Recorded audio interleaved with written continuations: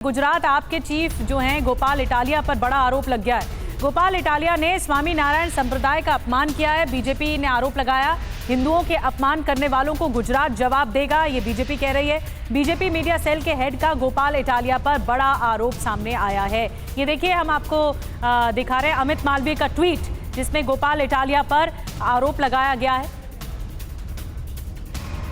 और हमारे साथ मनोज जी, आप अपनी बात रख रहे थे, लेकिन देखिए ये जो है आम आदमी पार्टी वर्सेस बीजेपी ज़्यादा है। प्रमुख तौर पर इस बार कांग्रेस थोड़ी एलिमिनेटेड दिख रही है क्योंकि वहाँ पर इस तरह से शायद बयान से जीतना चाह रही होगी, लेकिन आप क्या कहेंगे, क्या एंटी इनकम्बेंसी फैक्टर है? नहीं, देखिए ऐसा है कि प्रो इनकम्बेंसी है और लगातार हम लोग जीतते आ रहे हैं। वहाँ हमारा कैडर मजबूत है, जनता का जनार्दन का हमारे ऊपर आशीर्वाद है।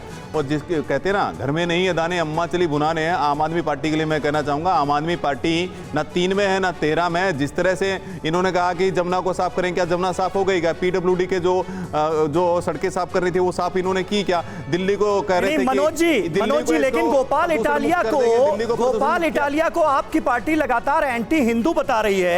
थोड़े दिनों पहले मैं गुजरात में था, मैंने गोपाल इटालिया का इंटरव्यू किया, उन्होंने कहा कि मैं कट्टर हिंदू हूं। ये समझ ले बीजेपी। गोपाल इटालिया माननीय नरेंद्र मोदी जी के मां का अपमान करते हैं, हिंदू मंदिरों में जाने वालों का अपमान करते हैं, बोलते हैं कि हिंदू मंदिरों में जो जाते हैं किस तरह के लोग होते हैं। तो गोपाल इटालिया किस तरह की बात करते हैं? इन्हीं के राजेंद्र पाल सिंह जी क्या कहते हैं, शपथ लेते हैं कि जो देवी देवता है उनकी पूजा नहीं करेंगे हम लोग। तो हिंदू विरोधी कौन है? हिंदू विरोधी सबके सामने चेहरा आ गया है। मौलवियों की पेंशन कौन दे रहा है? मौलवियों को तनख्वाह कौन देने का काम कर रहा है? तो तुष्टीकरण की राजनीति कौन कर रहा है? चोर चोर मुसेरे भाई, आम आदमी पार्टी और कांग्रेस पार्टी तुष्टीकरण की राजनीति कर रहे हैं और इनका आपस में कंपटीशन है। भारतीय जनता पार्टी से उसका कोई लेना देना नहीं, ना हमारे वोटर से कोई लेना देना नहीं। केवल तुष्टीकरण की राजनीति करना, आतंकवादी और ये अलगाववादियों का समर्थन करना। वरिष्ठ पत्रकार हैं, आप इतने सालों से चुनाव में देख रहे हैं, मुद्दों की बात होती है, क्यों हर बार हिंदू मुस्लिम की बात आ जाती है? क्यों इस तरह की बयानबाजी? क्या वाकई मुद्दे, ग्राउंड रियलिटी, हकीकत नहीं रखती मायने? क्या नहीं सुरभि, बहुत मायने रखती है। और मुझे लगता है कि जब हम ये कहते हैं कि क्यों हिंदू मुसलमान हो जाता है या क्यों दंगों की बात होने लगती है, तो ये नहीं कैसे होगा।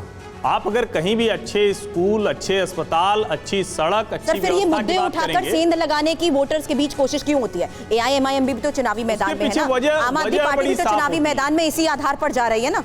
मुद्दों पर कोई भी सीधे तौर पर चुनाव नहीं लड़ना चाहता, क्योंकि जिसको कहते हैं ना कि एकदम से चमत्कार होता हुआ नहीं दिखता है। लेकिन यह भी सच है कि अगर 27 साल से भारतीय जनता पार्टी वहां सत्ता में है और नरेंद्र मोदी उसके इतने बड़े चेहरे के तौर पर हैं, दंगे खत्म हो गए हैं, इन्वेस्टमेंट के लिहाज से गुजरात नंबर 1 स्टेट है, तो यकीन मानिए कि ये मुद्दे वहां काम करते हैं। रोज बात होती है, चुनावी रैली में मुद्दे बदलते हैं। त्रिपाठी सर, आप कह तो रहे कि मुद्दे तो कई है जिन पर बात होनी चाहिए। मेहरुद्दीन साहब, क्या आपको भी लगता है कि चुनाव में हिंदू मुस्लिम करने के बजाय और कोई मुद्दा रह ही नहीं गया जिसके आधार पर वोट मांगा जा सके, और इस वक्त भी चुनाव में यही हो रहा है? बिल्कुल भाजपा अगर वोट मांगना चाहे तो नोटबंदी पे कांग्रेस को भी इंक्लूड करिए ना, विकास पे वोट मांगे, गुजरात मॉडल पे वोट मांगे, मगर वो मांगती नहीं वोट। जब समय नजदीक आता है तो वो हिंदू मुसलमान पे आ जाती है। एक-एक करके सर, प्लीज एक-एक करके सबक सिखाने की बात करते हैं। जनता लगातार इनको नकार रही है। खासतौर से मुस्लिम समाज के लोगों को टारगेट किया जा रहा है। विकास तो सभी समाज के लोगों का होता है ना। एक बात बताइए, विकास अगर कुछ विकास के नाम पर काम हो रहा है तो वो तो सभी समाज के वर्ग के लोगों के लिए होता है। हिंदू भाइयों को 20 करोड़ मुसलमान भाइयों से डराकर राजनीति करने का काम किया। मनोज जी, बड़ा आरोप लगा दिया, हिंदू भाइयों को बड़ा बीजेपी पर बड़ा।